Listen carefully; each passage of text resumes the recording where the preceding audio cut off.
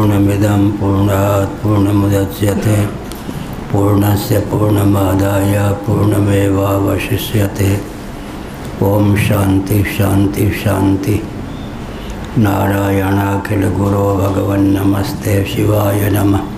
शिवलिंगाय नमः। तन्मे मनः शिव संकल्पमस्तु। सर्वे भवन्तु सुखिनः। नामापिते च मधुरं मधुरं स्वरूपं कर्मापिते च मधुरं मधुरा स्मृतिश्च। बुद्धिं प्रबोधय प्रभो मधुबोध शक्तिं विद्यां प्रयच्छ परमां परिभावयामि। दो हाथ आगे आ जाइए।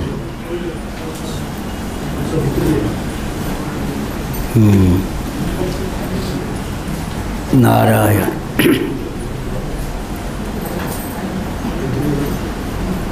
अधिकम तो भेद निर्देशात् भेद निर्देशात्। तू शब्द पूर्व पक्ष की व्यावृत्ति की भावना से प्रयुक्त है सूत्र में। अधिकम दीप से भिन्न अधिकता का प्रतिपादन ब्रह्म को लेकर प्राप्त है। निरुपाधिक धरातल पर जीव और ब्रह्म में एकत्व सिद्ध होने पर भी सोपाधिक धरातल पर जीव की ईश समान की गाथा चरितार्थ। माया शक्ति से संपन्न ब्रह्म सर्वज्ञ सर्वशक्ति संपन्न सिद्ध है। अविद्योपहित या अंतःकरणोपहित जीव अल्पज्ञ अल्प शक्ति संपन्न सिद्ध है।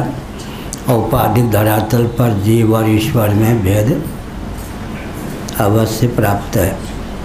निरुपाधिक धरातल पर दोनों का मौलिक स्वरूप सच्चिदानंद ही सिद्ध होता है। तत्त्वमसि इत्यादि महावाक्यों के माध्यम से जीव और ब्रह्म के एकत्व का वर्णन प्राप्त है। लक्ष्यार्थ भूमि में वाच्यार्थ भूमि में दोनों में भेद है। ब्रह्म और ईश्वर को लेकर श्रीमद् भागवत में वसुदेव जी का कथन है, त्वईश्वरे ब्रह्मणिनो विरुध्यते। हे प्रभु, दो प्रकार के वचन शास्त्रों में प्राप्त हैं, उनको लेकर मेरे मन में किसी प्रकार की भ्रांति नहीं है, उधेर बुन नहीं है। त्वईश्वरे ब्रह्मणिनो विरुध्यते। आपका एक ईश्वर रूप है, एक ब्रह्म रूप है। सोपाधिक धरातल पर आप मायोपाधिक सर्वज्ञ सर्वशक्ति संपन्न ईश्वर हैं, जबकि निरुपाधिक धरातल पर आप सच्चिदानंद स्वरूप ब्रह्म हैं। इस प्रकार से तो शब्द पूर्व पक्ष की व्यावृत्ति की भावना से है। व्यावृत्ति का अर्थ है प्रतिषेध, निराकरण, परिहार। अधिकम जीव से भिन्न ब्रह्म ईश्वर है, सर्वशक्तिमान है, सर्वज्ञ है। इसलिए उसमें हिताकरण आदि दोषों की प्रसक्ति नहीं है। हिताकरण माने हित का आकरण। अल्पज्ञ जो होता है अपने हित की पहचान उसे नहीं होती, अहित अपना कर बैठता है हित के नाम पर। और जो संसारी माता पिता होते हैं वो भी पुत्र आदि के हित को जानते नहीं, हित के नाम पर अहित का मार्ग ही प्रशस्त करते हैं। लेकिन माता पिता आदि की पोल पट्टी सुरक्षित रहती है तब तक जब तक संतान को हित का ज्ञान न हो। हित हमार सियापति सेवकाई सो हरिलीन मात कुटलाई। भरत जी को अपने हित का ज्ञान था, लेकिन कैकेयी को हित का ज्ञान नहीं था कि मेरे लाला भरत का हित कैसे होगा। लोक में जैसे किया जाता है वैसे ही कैकेयी ने किया। राम जी को वनवासी बनाकर अपने बेटे के लिए निष्कंटक राज्य का मार्ग प्रशस्त किया। अगर भरत जी भी संसारी होते तो माँ के चरणों में गिर जाते। आपने बहुत अच्छा किया राम जी को वनवासी बनाकर। लेकिन भरत जी को अपने हित की पहचान थी, इसलिए उन्होंने करुण क्रंदन करते हुए कहा, हित हमार सियपति सेवकाई सुहरलीन मातकुट लाई। हमारा हित तो भगवती सीता के पति श्री रामभद्र की सेवा में सन्निहित था। कुटिलता पूर्वक मेरी माँ ने कैकेयी ने मेरे हित पर पानी फेर दिया। यहाँ है कि जो ब्रह्म है मायोपाधिक होने के कारण वह ईश्वर है। औपाधिक धरातल पर वह अपना हित नहीं कर सकता, क्योंकि उसे हित तत्व का ज्ञान है। वेद दर्शनात् औपाधिक धरातल पर दोनों का भेद भी है, निरुपाधिक धरातल पर जीवेश्वर में अभेद भी है। तत्वमसि अहम ब्रह्मास्मि अयमात्मा ब्रह्म प्रज्ञानम ब्रह्म इत्यादि जो महावाक्य हैं, लक्ष्यार्थ भूमि में जीव और ईश्वर के एकत्व का प्रतिपादन करने वाले हैं। वाच्यार्थ भूमि में तो दोनों में भेद है। आत्मा बाहरे द्रष्टव्य श्रोतव्य मंतव्य निधिध्यासितव्य है।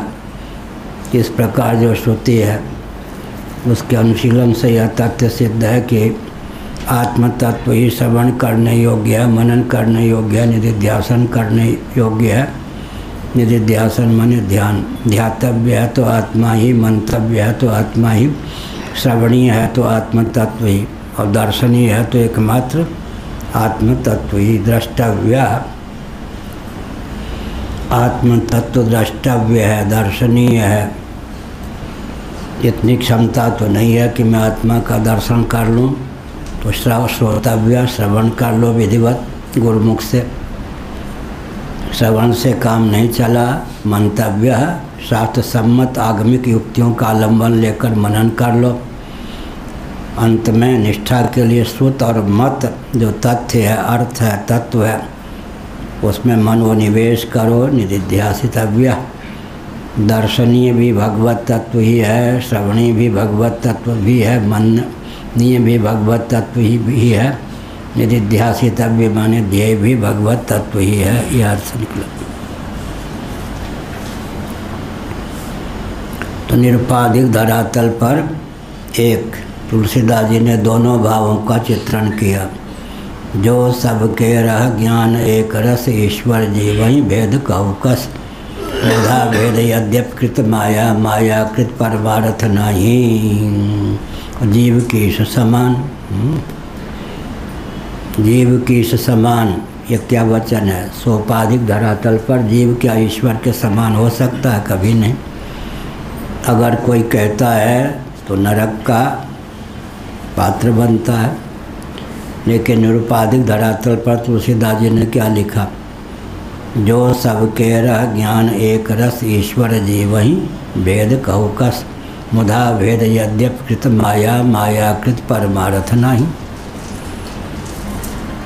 तो भेद निर्देश भी है। कहीं श्रुतियों में अभेद का निर्देश है, कहीं भेद का निर्देश है। या जो विज्ञान प्राप्त है उसका समाधान निरुपाधिक सोपाधिक दृष्टि से कर लेना चाहिए। निरुपाधिक धरातल पर तत्वमसि अयम आत्मा ब्रह्म आदि महावाक्यों के माध्यम से जीवेश्वर का एकत्व सिद्ध है। सोपाधिक धरातल पर दोनों में भेद है। एक मायोपाधिक, एक अविद्योपाधिक। एक विशुद्ध सत्वगुण प्रधाना प्रकृति की उपाधि से युक्त है, एक मलिन सत्वगुण प्रधाना प्रकृति रूपा अविद्या से युक्त है। इस प्रकार सोपाधिक धरातल पर जीव और ब्रह्म में भेद, निरुपाधिक धरातल पर दोनों के एकत्व का गान। तु शब्द पक्षम व्यावर्तयति। एक अक्षर के लिए भी शब्द का प्रयोग होता है। जैसे हमने कहा हो, निपात है, वो भी शब्द हो गया। यहाँ तू अक्षर है, एक अक्षर भी शब्द माना जाता है। अगर उससे अर्थ की निष्पत्ति होती है तो अक्षर की भी शब्द संज्ञा हो जाती है। इसलिए यहाँ शंकराचार्य महाराज ने सूत्रगत तू को शब्द कहा। ओम इत्येकाक्षरम ब्रह्म, गीता में भगवान का वचन है। ओम जो है एकाक्षर ब्रह्म है। ब्रह्म माने शब्द ब्रह्म। ब्रह्म के दो भेद हैं, पर ब्रह्म और शब्द ब्रह्म। शब्द ब्रह्म निष्णात परम ब्रह्म अधिगच्छति। शब्द ब्रह्म में जो निष्णात होता है वह पर ब्रह्म को प्राप्त होता है। शाब्दे परे च निष्णाते, श्रीमद्भागवत एकादश स्कंध। गुरु कैसा होना चाहिए? शाब्दे परे च निष्णाते, निष्णात होना चाहिए। शब्द ब्रह्म पर ब्रह्म दोनों में निष्णात हो। आगे क्या है? उपशम संपन्न भी हो। उपशम संपन्न भी हो अर्थात प्रवृत्ति से उपरामता भी जिसके जीवन में हो। तीनों योग्यता हो तो पूर्ण रूप से गुरुत्व की सिद्धि होती है। शाब्दे परे च निष्णाते, शब्द ब्रह्म पर ब्रह्म में निष्णात हो। और अंत में उपशम परायण हो। कारक कोटि के जो व्यक्ति होते हैं वो शब्द ब्रह्म पर ब्रह्म में निष्णात होने पर भी उनको जो दायित्व प्राप्त होता है कटनी छटनी आदि का, उसमें संलग्न रहते हैं। क्या उपशम उनके जीवन में बाहर से परिलक्षित नहीं होता। लोक संग्रह में लगे हुए महान भाव तो सबके हित का मार्ग प्रशस्त करते ही हैं। कारक कोटि के जो महान भाव होते हैं, परशुराम जी इत्यादि, वो क्या होते हैं? कटनी छटनी आदि में भी संलग्न रहते हैं। हंसी इसलिए आई कि मैं तख्त पर लेटा हुआ था, बगल में मैं हाथ चला रहा था, धनुष बाण मेरा कहाँ। आज एक की बात है, बाद में खूब मन में प्रसन्नता हुई, हंसी भी आई। टटोल रहा था, धनुष बाण मेरा कहाँ। बिस्तर पर ही ऐसे टटोल रहा था, धनुष बाण का है। इसका अर्थ क्या हुआ? इसीलिए कहा तू शब्द पक्षम व्यावर्तयति। तू शब्द जो है पक्ष का व्यावर्तन करता है। द्वार से थोड़े हट के, क्योंकि किवाड़ खोलने में किसी को आप कष्ट ना, चोट न लगे। वो तो द्वार ही पे और बैठ गए, हिंदी नहीं जानते होंगे।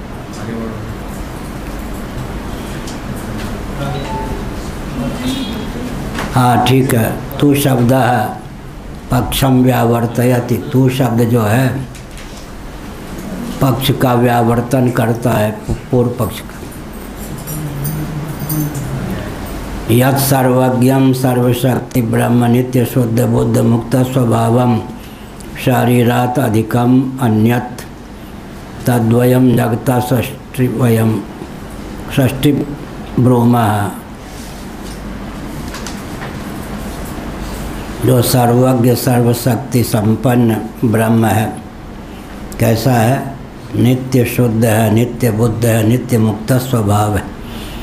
नित्य शुद्ध बुद्ध मुक्त स्वभाव में नित्य शुद्ध के साथ भी, बुद्ध के साथ भी, मुक्त के साथ भी लगाना चाहिए। नित्य शुद्ध बुद्ध मुक्त स्वभाव कौन है? ब्रह्म। क्या है? सर्वज्ञ और शक्ति, सर्वशक्ति संपन्न है। मायोपाधिक होने के कारण सर्वज्ञ सर्वशक्ति संपन्न है। लक्ष्यार्थ भूमि में उसका मौलिक स्वरूप नित्य शुद्ध बुद्ध मुक्त स्वभाव ही है।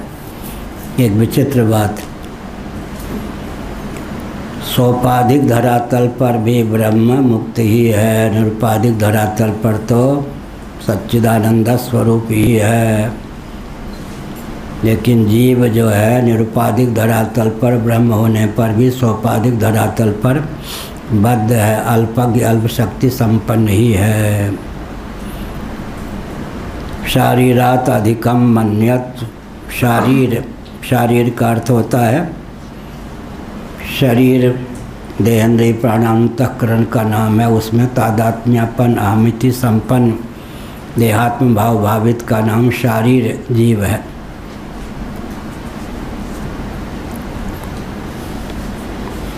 यह अर्थ हुआ।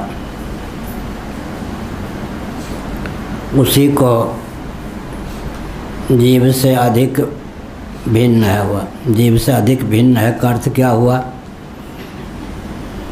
जीव तो अविद्योपाधिक है, वो विद्योपाधिक है। जीव अल्पज्ञ है, वो सर्वशक्ति संपन्न है, सर्वज्ञ है।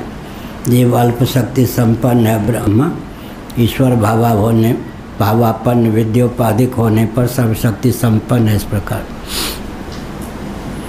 न तस्मिन् हिता करुणादयो दोषा प्रसज्यन्ते, उसमें अपने हित पर बंटाढार पानी फेरने आदि की क्षमता नहीं है। क्यों नहीं है?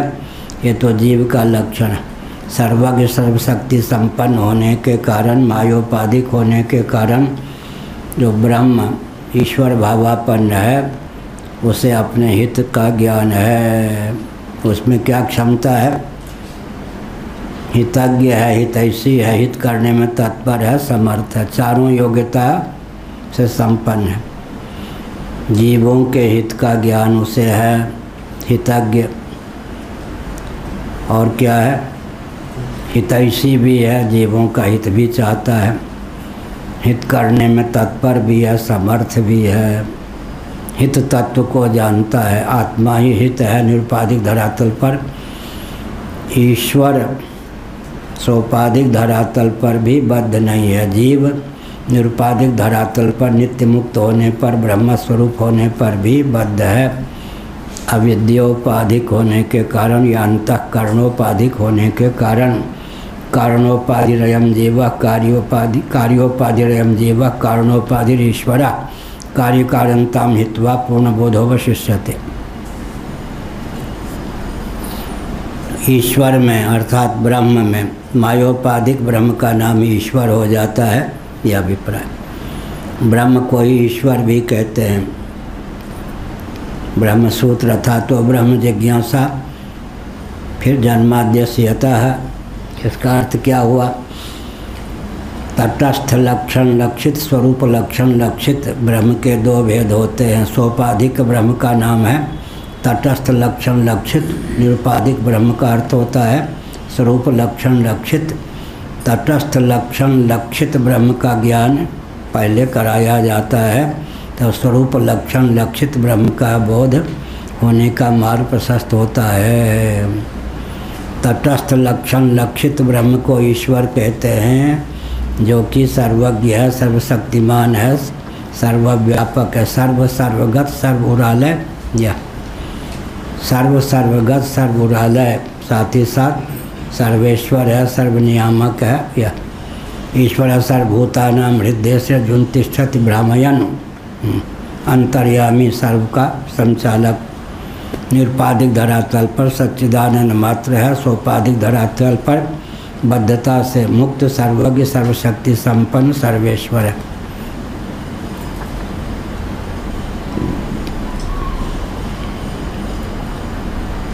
नहीं तस्हितं किंचित कर्तव्यम अस्ति, अहितं व परिहर्तव्यम।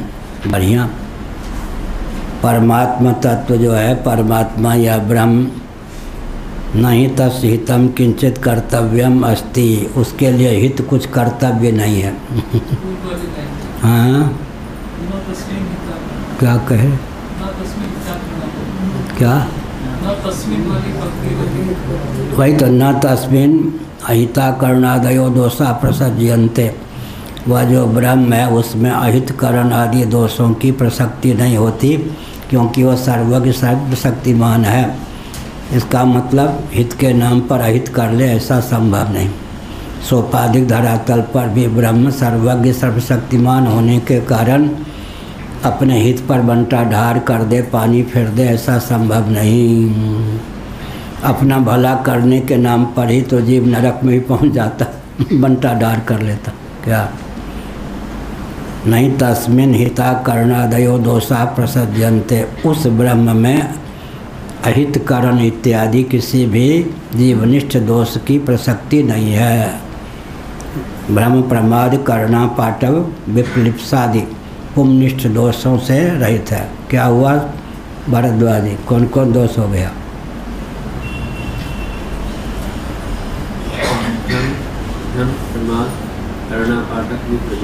विप्लिप्सादि।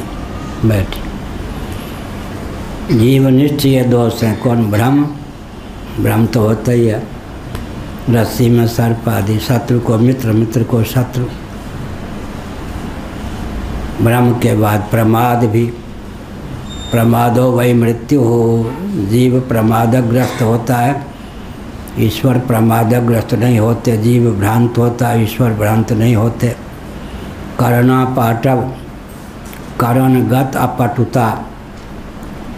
कोई गूंगा हो गया, कोई बहरा हो गया कोई कम सुनने लगा, इस प्रकार से।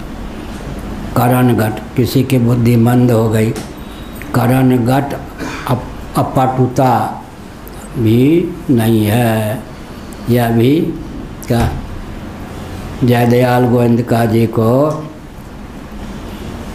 पूरी गीता धर्म क्षेत्र से लेकर अंतिम श्लोक तक याद, और उल्टाए ऐसा ही उन्होंने स्मरण किया था। या अंतिम श्लोक से पढ़ते थे मौखिक पहले श्लोक तक, लेकिन शरीर छोड़ने के कुछ महीने पहले अक्षर की पहचान भी नहीं रह गई थी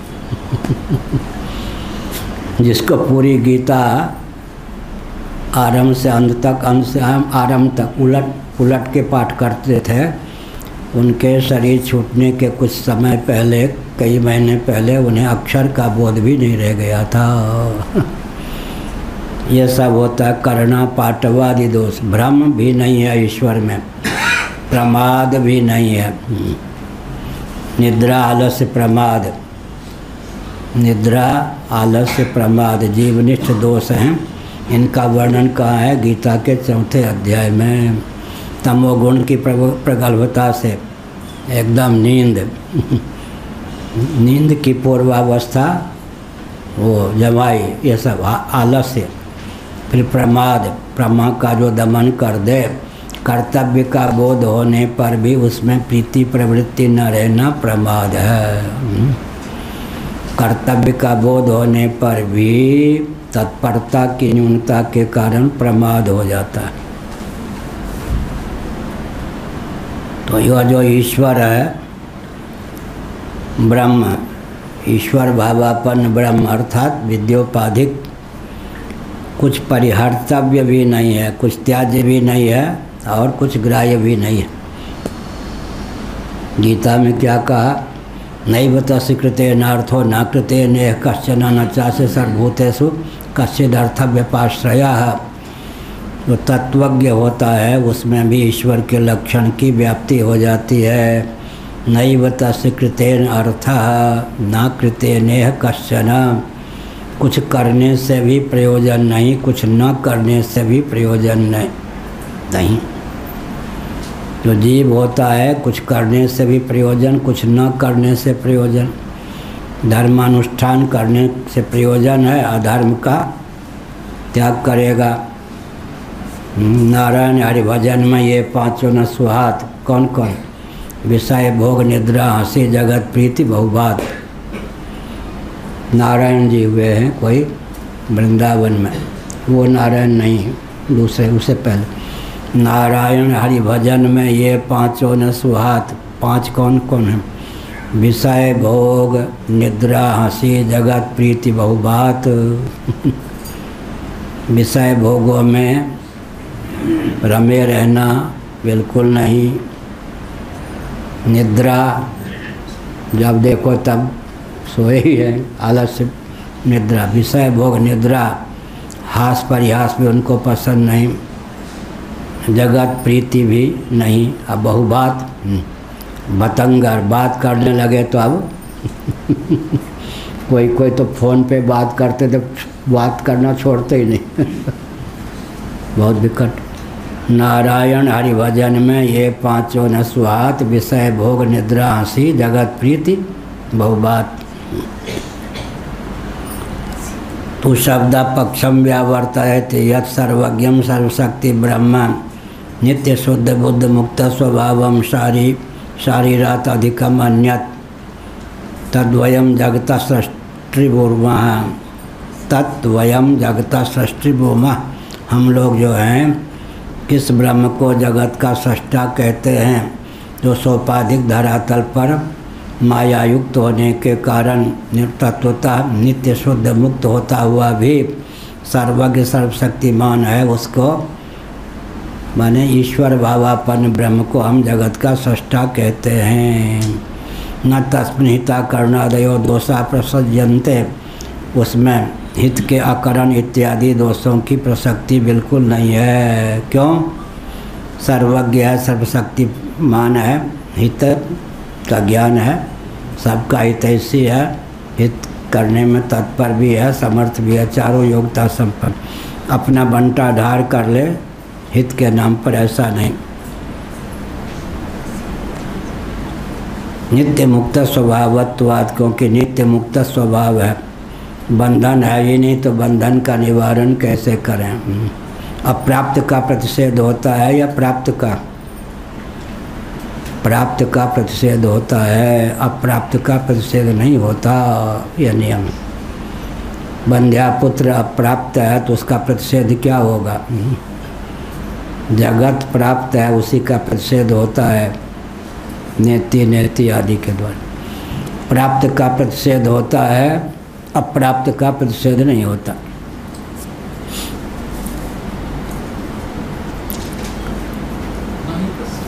हाँ, क्या कह रहे? नहीं तस्य हितम किंचित कर्तव्यम अस्ति, अहितम व परिहर्तव्यम कह तो दिया। उसका कुछ हित कर्तव्य नहीं है, अहित परिहर्तव्य नहीं है। क्या क्या हम जीवों के लिए हित कर्तव्य, अहित परिहर्तव्य माने त्याज्य है। उसके लिए न कुछ ग्राह्य है न त्याज्य है। क्या भगवान के लिए कुछ ग्राह्य और त्याज्य है क्या? ठीक। ग्राह्य कौन होता है? अपने से भिन्न या भिन्न। और त्याज्य कौन होता है? अच्छा, ग्राह्य कौन होता है? जो मंगलप्रद हो। अग्राही कौन होता है? जो त्याज्य कौन होता है? जो अमंगलप्रद हो। भगवान नित्य मंगला स्वरूप हैं, सर्वरूप हैं, सर्वाधिष्ठान हैं। उनके लिए कुछ ग्राह्य भी नहीं, कुछ त्याज्य भी नहीं। कुछ अहित है ही नहीं, तो अहित का निवारण भी कर्तव्य नहीं। यह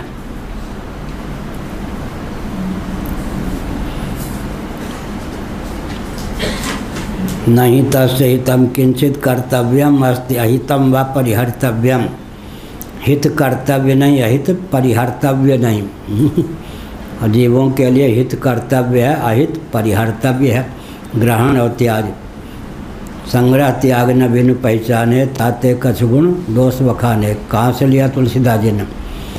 11वें स्कंद भागवत में गुण दोष मीमांसा नामक एक अध्याय है।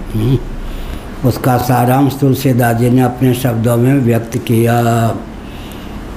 तात प्रबल मायाकृत गुण और दोष अनेक, गुण या उभय न देखी, देखी स्वविवेक। क्या? तात प्रबल मायाकृत गुण और दोष अनेक, गुण या उभय न देखिए, देखिए स्वविवेक। गुण दोष का दर्शन करना अविवेक है। गुण या उभय न देखिए। या संग्रह त्याग न, फिर क्या किया? संग्रह त्याग न बिनु पहचाने, ताते कछु गुण दोष बखाने। ये प्रारंभिक रूप है। अंतिम रूप क्या है? तात प्रबल मायाकृत गुण और दोष अनेक, गुण या उभय न देखिए, देखिए स्वविवेक। इन 2-3 पंक्तियों के द्वारा ही श्रीमद् भागवत के 11 स्कंद में गुण दोष विवेचन नामक जो अध्याय है, उसका सारार्थ तुलसीदास जी ने अपने शब्दों में कर्षित किया।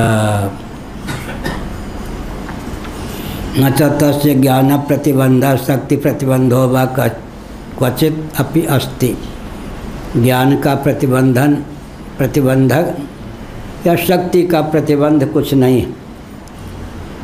अजीब में क्या है?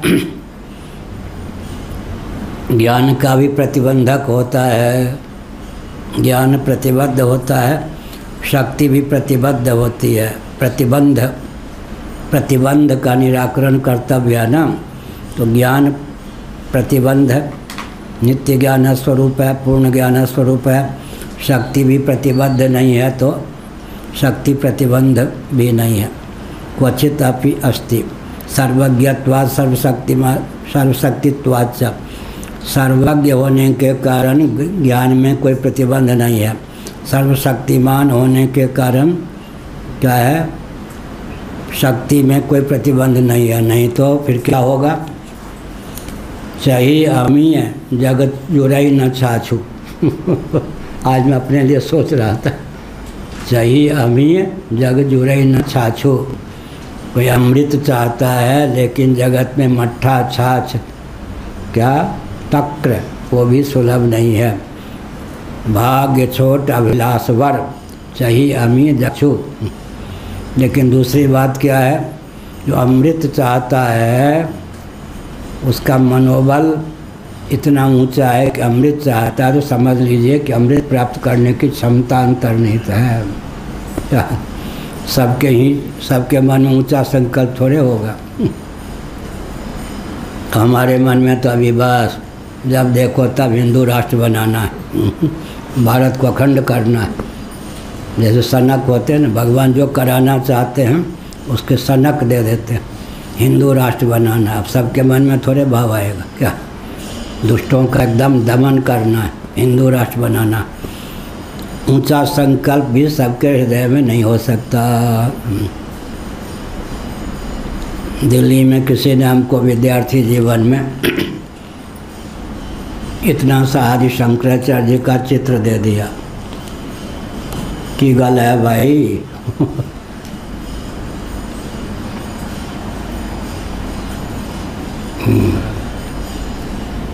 बढ़िया। तो हमने चित्र के उस पार लिख दिया, बच्चे तो थे ही, मुझे यहाँ तक पहुँचना है। फिर दिल्ली से भगा तो बड़े भाई ने कागज़ वागज देखा, एक आदि शंकराचार्य का चित्र मिला, उस पार लिखा था मुझे यहाँ तक पहुँचना है। वो डॉक्टर थे, चिकित्सक थे, BIMS RMP ये सब थे, आयुर्वेदाचार्य। उन्होंने निष्कर्ष निकाला कि विक्षिप्त हो गया।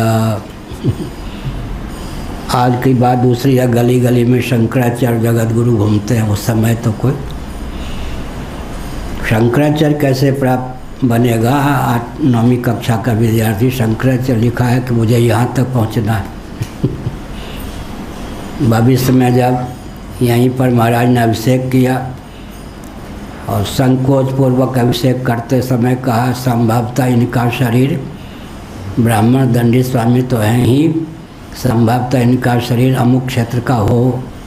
मैंने मुस्कुरा दिया तो लोगों ने कहा तुम्हारा भाई तो शंकराचार्य हो गया। तब उन्होंने कहा वो पागल नहीं था, वो जो लिखा था वो गया। तो इसका अर्थ क्या हुआ, अब भारत को अखंड बनाएंगे, हमारे मस्तिष्क में घूम रहा है हिंदू राष्ट्र बनाएंगे, तो सबके मन में तो घूम भी नहीं सकता। हाँ, अभी उसी पर लहर है, सनक है। इसीलिए कहा कि शक्ति का प्रतिबंध भी नहीं है, ज्ञान का प्रतिबंध भी नहीं है। जीवों में अल्पज्ञता के कारण ज्ञान भी प्रतिबद्ध होता है, अल्प शक्तिमत्ता के कारण शक्ति भी जीवों में प्रतिबद्ध होती है। सर्वज्ञत्वात् सर्वशक्तित्वाच्च, भगवान जो हैं सर्वज्ञ हैं, सर्वशक्तिमान हैं। इसलिए शारीरस्त्वन्येवं विधः अनेवं विधः, लेकिन जो शारीर है, शारीर माने देहेंद्रिय प्राणांतःकरण में निबद्ध अनात्म वस्तुओं के अनुरूप आत्म मान्यता को मानने वाला शारीर। शारीरस्तु अनेवं विधा, वह सर्वज्ञ भी नहीं, सर्वशक्तिमान भी नहीं, अल्पज्ञ अल्प शक्तिमान है। या अल्पज्ञ भी है, अल्प शक्तिमान भी। कस्मिन् विज्ञाते सर्वमिदं विज्ञातं भवति, एकस्मिन् विज्ञाते सर्वमिदं विज्ञातं भवति। हमारे पूज्य गुरुदेव कहते थे सामान्यत्वेन, भगवान जो सर्वज्ञ हैं दोनों दृष्टियों से, सामान्य रूप से भी सबको जानते हैं, विशेष रूप से भी सबको जानते हैं। हम जो जीव हैं सबको ब्रह्म स्वरूप जानकर सामान्य रूप से सबकी ब्रह्मरूपता जान सकते हैं, लेकिन विशेष रूप से हम सर्वज्ञ नहीं हैं। भगवान विशेष रूप से हैं। कबीर बाबा ने क्या कहा, चींटी के पग नूपुर बाजे वो भी साहब सुनता है। चींटी छोटी सी उसके पाँव में घुंघरू नूपुर बांध, और नूपुर कितनी छोटी होगी कितनी बारीक। चींटी के पग नूपुर बाजे वो भी साहब सुनता है। शिवाजी को शासन करते करते थोड़ा अभिमान हो गया, कितने व्यक्तियों का भरण पोषण कर रहा हूँ, लेकिन गुरु जी के आज्ञाकारी थे। समर्थ राम ने कहा है शिवा एक हथौड़ा ले चल। अच्छा गुरु जी जो आज्ञा। चलते गए एक वन में घनीभूत पत्थर, शिवा इसको तोड़। पत्थर को तोड़ा, हजारों चींटियाँ मुँह में दाना लिए निकली। शिवाजी इनको भोजन तुमने पहुँचाया है। शिवाजी का अभिमान टूट गया। क्या यह है? एक आम होता है, अपने यहाँ भी एक वृक्ष है, बंदर होने नहीं देते। ऐसा तोतापुरी आम होता है, उसमें अमनिया करने पर एक हृष्ट पुष्ट नीले रंग की एक ही मक्खी निकलती। अब कहाँ उत्पन्न हुई घन आम में, अब कहाँ पलती या हृष्ट पुष्ट मरी हुई नहीं। प्राण भी एक आम होता है तोतापुरी, उसमें इतनी नीली एक मक्खी निकलती है, वो हृष्ट पुष्ट बिल्कुल। अब वहाँ कहाँ से जीवनी शक्ति प्राप्त करती है, घन आम में सांस कैसे लेती है भगवान जाने। इसलिए कहा शारीरस्त्वन एवं विदा, लेकिन शारीर जो जीव है इस प्रकार तो नहीं है, अल्पज्ञ भी है, अल्प शक्ति संपन्न भी है। तस्मिन् प्रसज्यन्ते हिता करुणादयो दोषा न तो तम वयम जगत सष्टारम ब्रूमा। वह जो जीव है शारीर, उसी में हिताकरण इत्यादि दोषों की प्रसक्ति होती है, मतलब हित के नाम पर अहित ही कर बैठता है, अपना बंटाधार कर लेता है। यह तस्मिन् प्रसज्यन्ते हिता करणादयो दोषा, भ्रम प्रमाद करना पाटव विप्रलिप्सा इत्यादि दोषों से संतप्त संतोन होते हैं जीव। न तो तम वयम जगता सष्टारम ब्रूमा, लेकिन हम जो हैं उस जीव को अविद्योपाधिक या अंतःकरणोपाधिक जीव को जगत का सष्टा नहीं कहते, क्योंकि औपाधिक धरातल पर जीव जीव ही है, ईश्वर ईश्वर ही हैं। जीव की समान बिल्कुल ठीक है। जो सबके रह ज्ञान एक रस, ईश्वर जीव ही भेद कहु कस मायाकृत परमारथ नाही मुधा भेद यद्यपकृत माया। जितना भी शास्त्र लें, तुलसीदास जी का अध्ययन इतना था, पूरा भागवत पूरा शंकर भाष्य सब उलेट दिया रामचरितमानस। तस्मिन् प्रसज्यन्ते हिता करुणादयो दोषा न तो तम वयम जगत सष्टारम ब्रूमा। हम जो हैं ऐसे दोष से युक्त जीवों को जगत का सष्टा थोड़े कहते हैं, ब्रह्म को ही जगत का सष्टा कहते हैं। कुत एतत् भेद निर्देशात, भला ऐसा क्यों कहा? कहते वह लक्ष्यार्थ भूमि में अभेद होने पर भी वाच्यार्थ भूमि में तो भेद है ही। भेद का निरूपण प्रतिपादन है भेद निर्देशात। भला कौन सी श्रुतियाँ ऐसी हैं जो जीवेश्वर में भेद का प्रतिपादन करती हैं? उन श्रुतियों को उद्धृत करके हमारे अज्ञान का अपहरण तो कीजिए। आत्मा वारे द्रष्टव्य श्रोतव्यो मंतव्यो निधिध्यासितव्य। आत्मा का अर्थ यहाँ पर है परमात्मा। अपनी पत्नी को समझाया याज्ञवल्क्य जी ने, अरे वो सुन, दर्शनीय है तो आत्म तत्व ही, श्रवणीय है तो आत्म तत्व ही, मननीय है तो आत्म तत्व ही, निधिध्यासितव्य माने ध्येय है तो आत्म तत्व ही। आत्मा का दर्शन, अब दर्शन द्रष्टव्य, जो वस्तु जिस स्तर की होती है उस वस्तु के दर्शन का प्रकार भी उस स्तर का होता है। क्या कहा? नाराज तो नहीं हो रहे वहाँ कहीं कि हमको शिकार बना देते? जो वस्तु जिस स्तर की होती है उसके दर्शन का स्वरूप उसी स्तर का होता है। हर वस्तु को नेत्र से नहीं देख सकते। नेत्र का विषय होगा क्या? इंद्रियां अतीन्द्रिय हैं या नहीं? इंद्रियां भी अतीन्द्रिय हैं। भूत जो हैं अभौतिक हैं या भौतिक? कहो 5 नंबर मिलेगा।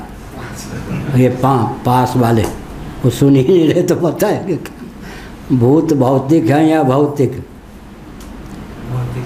हाँ बढ़िया।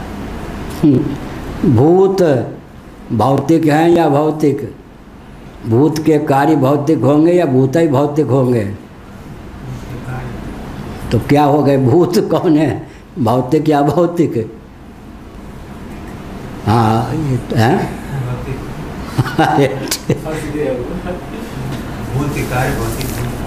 भूत भूत भौतिक है या भौतिक? हाँ अब ठीक है, चंगी गल है बढ़िया। भूत जो है भौतिक हुए या अभौतिक? अभौतिक, ठीक है। भूत के कार्य का नाम भौतिक, तो भूत तो अभौतिक हुए ना। इंद्रियां अतीन्द्रिय हैं या इंद्रिय गोचर? हाँ अतीन्द्रिय। इंद्रियां इंद्रियों के विषय नहीं। इंद्रियां अतीन्द्रिय हैं न कि इंद्रिय गोचर। भूत भौतिक हैं नहीं, अभौतिक हैं। भूतों के कार्य का नाम भौतिक, इंद्रियों के दृश्य का नाम गोचर, इंद्रिय गोचर। इंद्रियां अतीन्द्रिय हैं।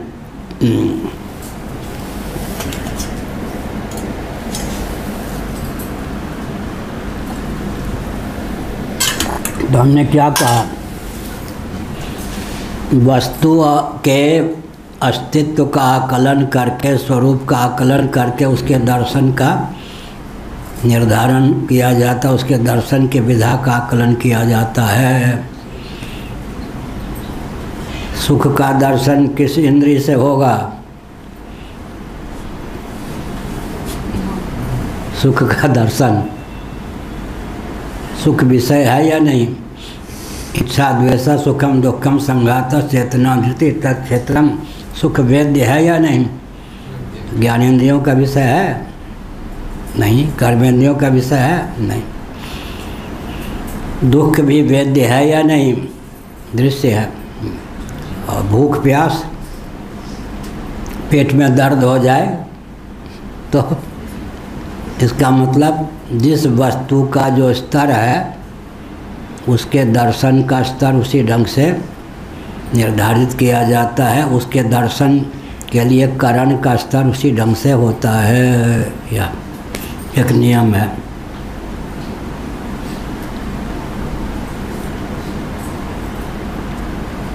गुरुजी आत्मा का दर्शन करा दीजिए। ठीक है, तो फिर आत्मा बारे द्रष्टव्य है, वो दर्शन कैसा? दृष्टा का दर्शन सबसे विचित्र पहली क्या है? दृष्टा का दर्शन और ज्ञाता का ज्ञान। अब प्रमाता को प्रमेय बनाना संभव है क्या? यह प्रमाता को प्रमेय बनाना संभव नहीं। प्रमाता अप्रमेय हुआ या नहीं? प्रमाण भी जब अप्रमेय है तो कैमुतिक न्याय से यह तथ्य सिद्ध है कि प्रमाता तो अप्रमेय है ही। कहाँ से बोल रहा हूँ? गीता शंकर भाष्य। अप्रमेय, अप्रमेय शब्द का प्रयोग किया गया गीता के दूसरे अध्याय में। किसके लिए? आत्मा के लिए।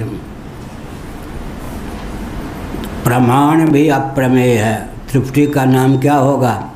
प्रमाता, प्रमाण, प्रमेय। प्रमाता से प्रत्यक कौन है भरद्वाज जी? प्रमाण। प्रमाण से प्रत्यक कौन है? प्रमाता। प्रत्यक माने अंतरंग, पराक माने बाह्य। प्रमाता से पराक कौन है? प्रमाण। प्रमाण से पराक कौन है? प्रमेय। प्रमेय से प्रत्यक कौन है? प्रमाण। प्रमाण भी अप्रमेय होगा या नहीं? प्रमाण का विषय प्रमेय होगा ना। प्रमाण तो स्वयं अप्रमेय होगा। तो कैमुतिक न्याय से यह तथ्य सिद्ध है कि प्रमाता तो अप्रमेय होगा ही। किसने लिखा? शंकराचार्य जी ने। कहाँ लिखा? गीता के दूसरे अध्याय में आत्मा को अप्रमेय कहा गया। वहाँ शंकर भस्म। हमारा स्वभाव है जहाँ से जो मिले उन सत्पुरुष का ग्रंथ का नाम ले लो, कृतज्ञ मत बनो। आत्मा वारे द्रष्टव्य है, गुरु जी आत्मा का दर्शन करा दीजिए। तो दृष्टा का दर्शन करना और श्रोता का श्रवण करना, मनता का मनन करना और ध्याता का ध्यान करना विचित्र पहले है या नहीं?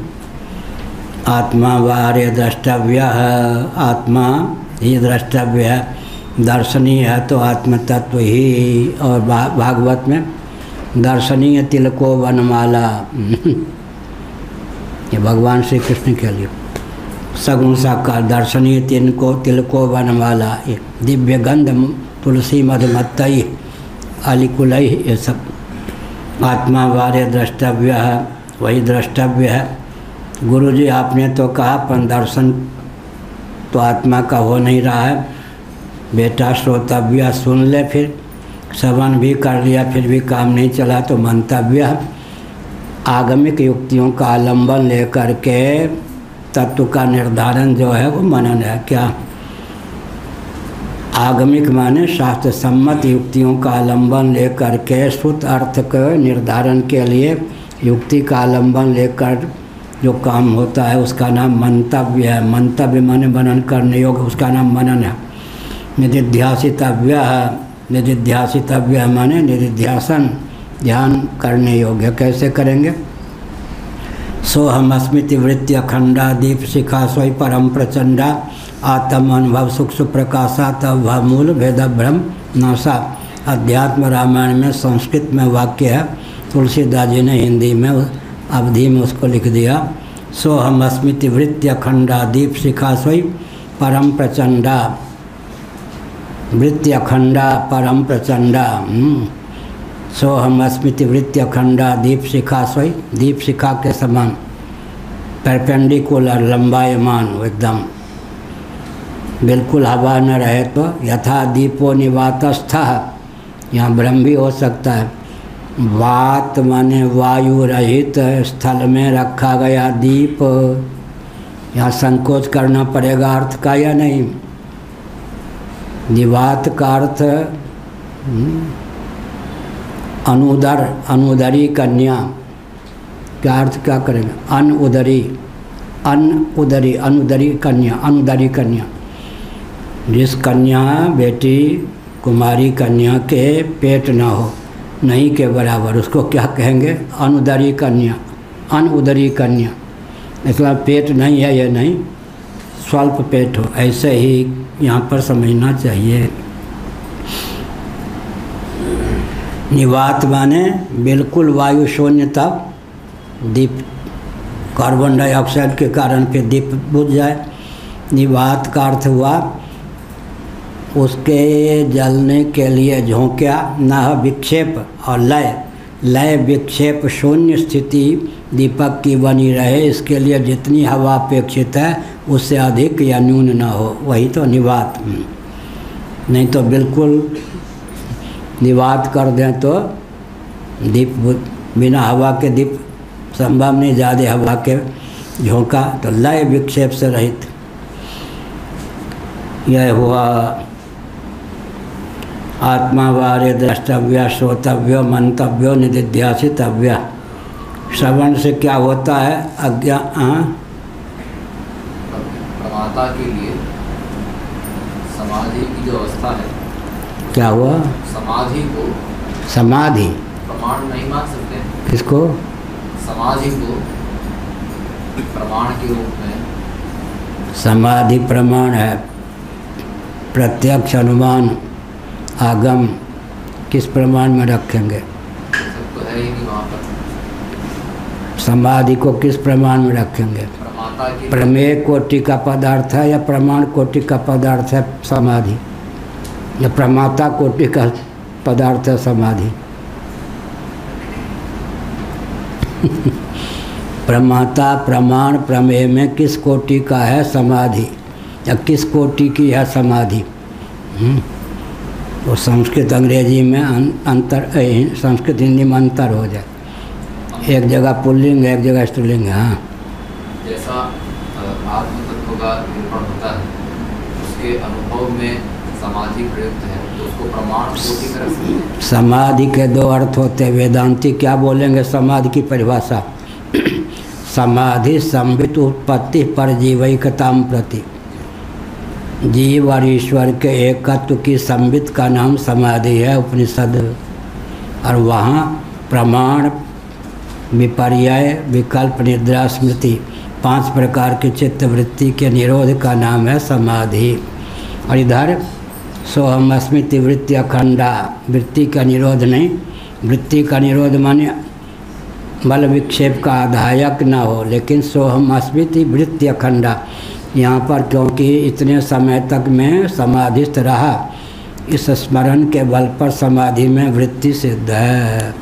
योगा प्रस्थान की समाधि में, वेदांत प्रस्थान की समाधि में भी अंतर है। इतने समय तक मैं समाहित रहा व्युत्थान दशा में, या जो परामर्श मान स्मरण है वो सिद्ध करता है कि समाधि में वृत्ति है।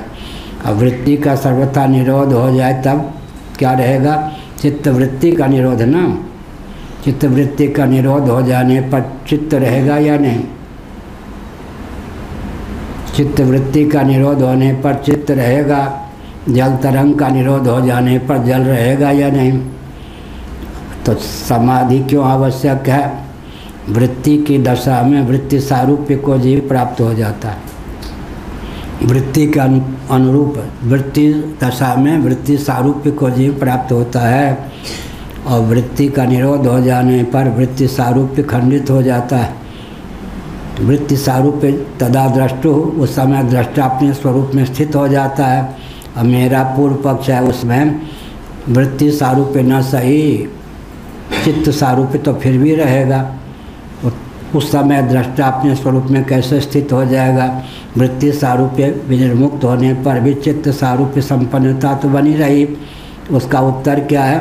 वृत्ति के निरुद्ध होते ही चित्त जो है चित्त सारूप्य को प्राप्त होता है। चित्त तत्व, आत्म तत्व चित्त सारूप्य को प्राप्त नहीं होता।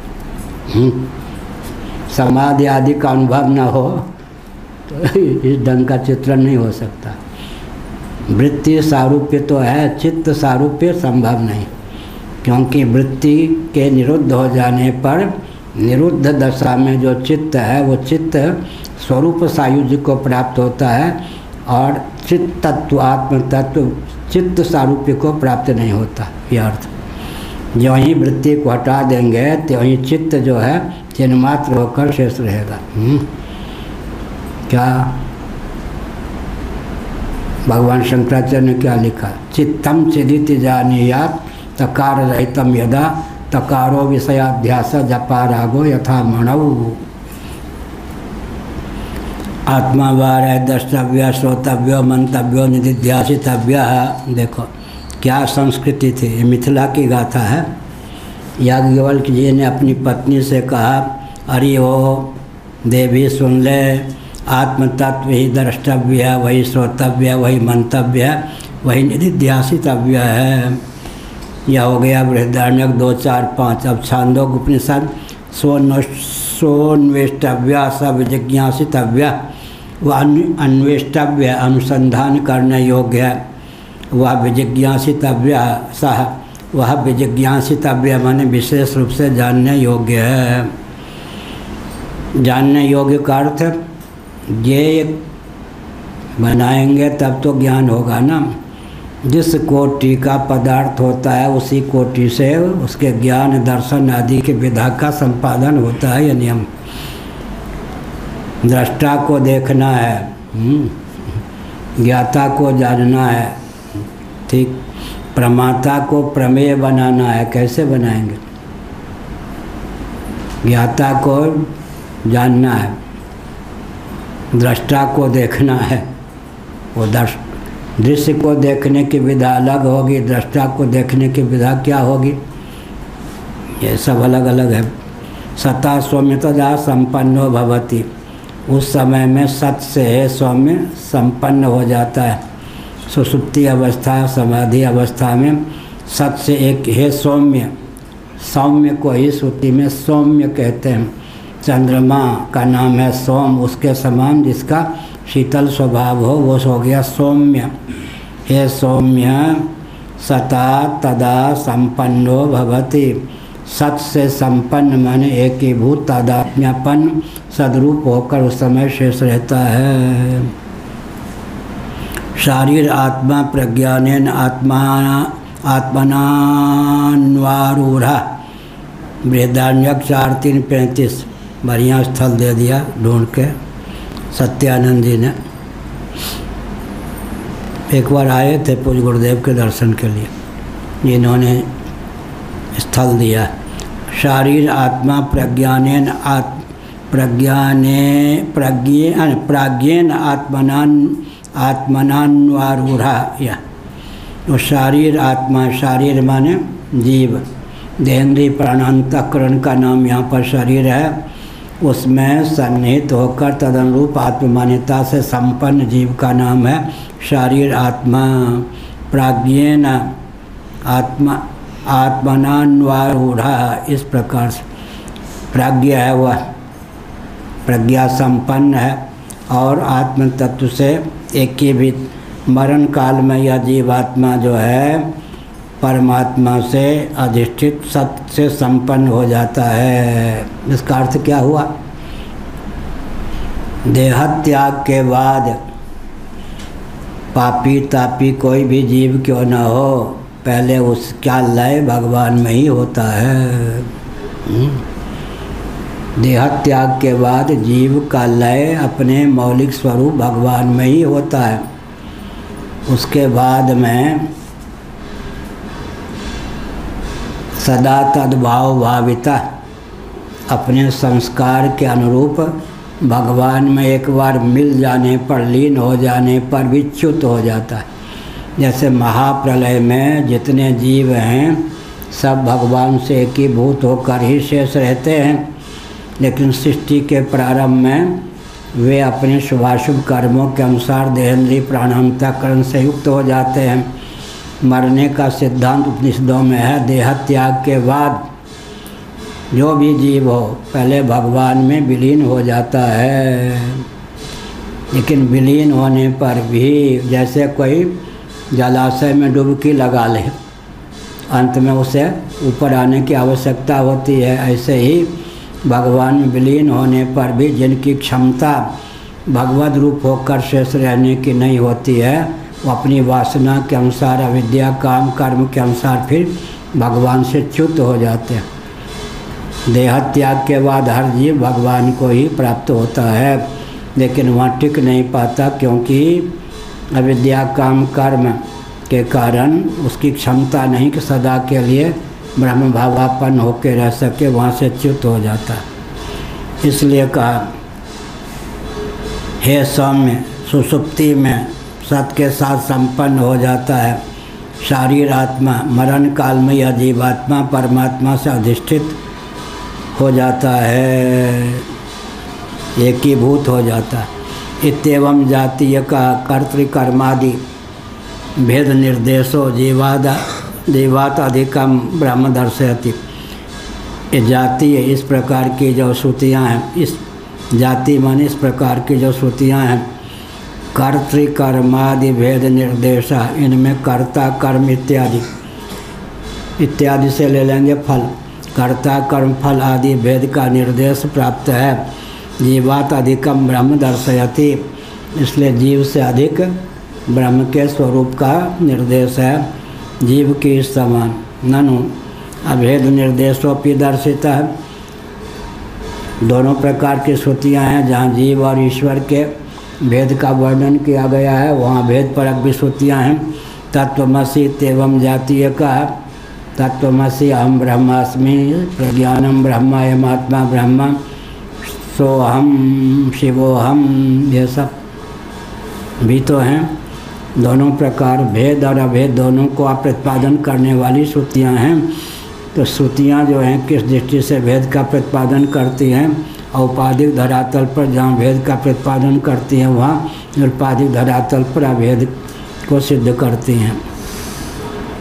कथम भेदा भेदो विरुद्धौ संभवेयाताम, भला भेद है तो भेद ही है, अभेद है तो अभेद ही है, ये दोनों कैसे संभव। तुलसी दो की में रह सकें, रवि रजनी एक ठाम, जहाँ काम तहाँ राम नहीं, जहाँ राम नहीं काम।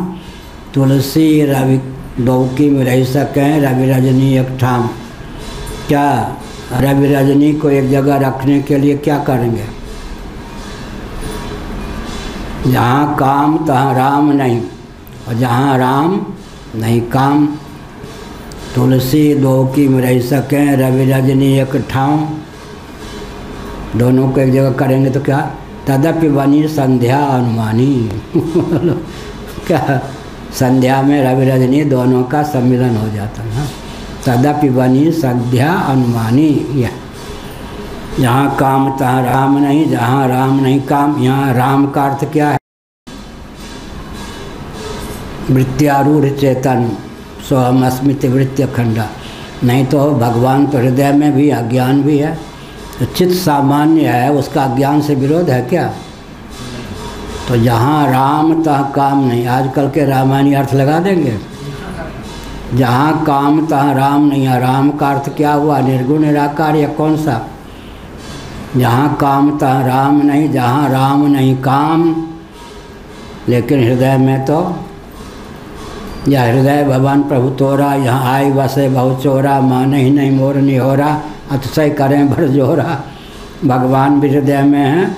कहाँ? ईश्वर सर्वभूतानां हृदय से जुन्तिष्ठति अहम आत्मा गुडाकेशा सर्वभूताशय स्थितः इंद्रियाणि मनोबुद्धिरस्याधिष्ठान मुच्यते। वहीं काम भी है, वहीं क्रोध भी है, वहीं अज्ञान भी है। तो क्या हुआ? चित्त सामान्य जो है, चित्त सामान्य रूप जो राम तत्व है, वो काम क्रोध अज्ञान का विरोधी नहीं है। वृत्त्यारूढ़ जब राम हो जाते चेतन, तब काम क्रोधादि के क्या हो जाते हैं? निवारक। ओम पूर्णमदः पूर्णमिदं पूर्णात् पूर्णमुदच्यते पूर्णस्य पूर्णमादाय पूर्णमेवावशिष्यते। ओम शांति शांति शांति। श्रीमद् जगद्गुरु शंकराचार्य भगवान की जय हो। धर्म की जय हो।